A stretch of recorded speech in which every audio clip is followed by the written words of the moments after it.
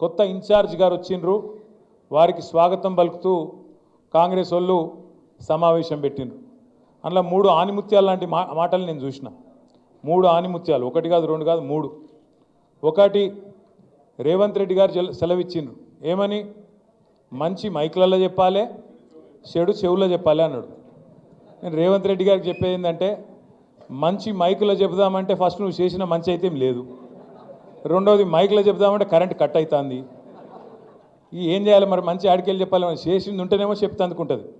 ఇక చెడు చెవుల్లో చెప్పుడు మొదలు పెడితే రేవంత్ రెడ్డి గారు, నువ్వు చేసిన చెడు హైడ్రా బాధితుల నుంచి మొదలు పెడితే, భూముల మీద నువ్వు చేస్తున్న దౌర్జన్యాల నుంచి మొదలు పెడితే, ఇవాళ ఆర్ఆర్ ట్యాక్స్ నుంచి మొదలు పెడితే, నీ అవినీతి వల్ల ఇవాళ కుప్పగూలిన శ్రీశైలం సొరంగం నుంచి మొదలు పెడితే, మొన్ననే కొట్టుకపోయిన పెద్దవాగు నుంచి మొదలు పెడితే, లెక్కలేదు మునిగిన వట్టెం పంప్ హౌస్ నుంచి మొదలు పెడితే, చెడు ఎప్పుడు స్టార్ట్ చేస్తే నీ చెవిలా రక్తం గారుతుంది, యాది పెట్టుకోని చెప్తున్నాను నేను.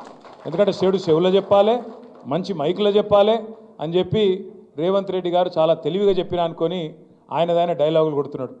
ఇంకా విచిత్రం అనిపించింది నాకు. ఆమె పాపం ఢిల్లీ నుంచి ఒక పెద్ద మనిషి వచ్చింది, ఇన్ఛార్జ్ మీనాక్షి గారు. ఆమె చెప్తున్నారు, మీనాక్షి గారు ఆమె ఎయిర్పోర్ట్లో దిగంగానే కాంగ్రెస్ వాళ్ళట కొంతమంది ఆయనతో ఆమె బ్యాగులు మోసేందుకు గురికొచ్చిరట. ఏది? రైల్వే స్టేషన్లో దిగంగానే బ్యాగులు మోసేందుకు గురికొచ్చిరట. చాలా తప్పు, మీరు బ్యాగులు మోయొద్దు, బ్యాగులు మోసి మీ ఆత్మగౌరవాన్ని దెబ్బతీసుకోవద్దు అంటుంది. అమ్మ మీనాక్షి గారు, మీకు ఏం చెప్పాలి మేము? నీ పక్కన కూర్చున్నాడు బ్యాగులు మోసే గాడికి వచ్చిండు. నీ పక్కన కూర్చున్నాడు బ్యాగులు మోసి అప్పుడు చంద్రబాబు బ్యాగులు మోసిండు, ఇప్పుడు ఢిల్లీకి బ్యాగులు మోస్తున్నాడు. ఇక ఆయన పక్కన కూర్చోబెట్టుకొని బ్యాగులు మోయొద్దు, ఆత్మగౌరవం దెబ్బతింటుంది అంటే ఏం చెప్పాలి ఆ మేడంకి? కాబట్టి మీనాక్షి గారు, వాస్తవాలు తెలుసుకోండి, వాస్తవ ప్రపంచంలోకి రండి అని కోరుతా ఉన్నా.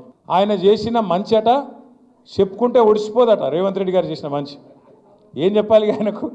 ఈ 15 నెలల కాలంలో మీరందరూ వాట్సాప్లు చూస్తున్నారు, యూట్యూబ్లు చూస్తున్నారు. ఇప్పుడు ఇక్కడ వచ్చిన ఆడబిడ్డలు ఒక 200 మంది ఉన్నారు. ఏ ఒక్కల దగ్గర నీకు గొట్టం తీసుకుపోయి వాళ్ళ ముఖం మీద పెట్టుర్రు. ఇప్పుడు వాళ్ళు ఎట్లా మాట్లాడుతుర్రు అంటే, నేను అమ్మతోడు చెప్తున్నా, తెలుగు భాషలో గిన్ని తిట్లుంటాయని నాకు తెలియదు. చూస్తుండ్రా అమ్మ ఏమేమి మాట్లాడుతుండ్రో రేవంత్ రెడ్డి గురించి. అరే ఏం తిట్లు అవి, ఏం తిట్లు! మనిషి అంటోడు ఇంకోడు రోషం ఉన్నోడైతే ఈ పాటికి ఇక్కడ పాడుబడ్డ బాయి చూసుకొని దుంకి వస్తుండే. కానీ రేవంత్ రెడ్డి కాబట్టి బ్రహ్మాండంగా బతికేస్తున్నాడు.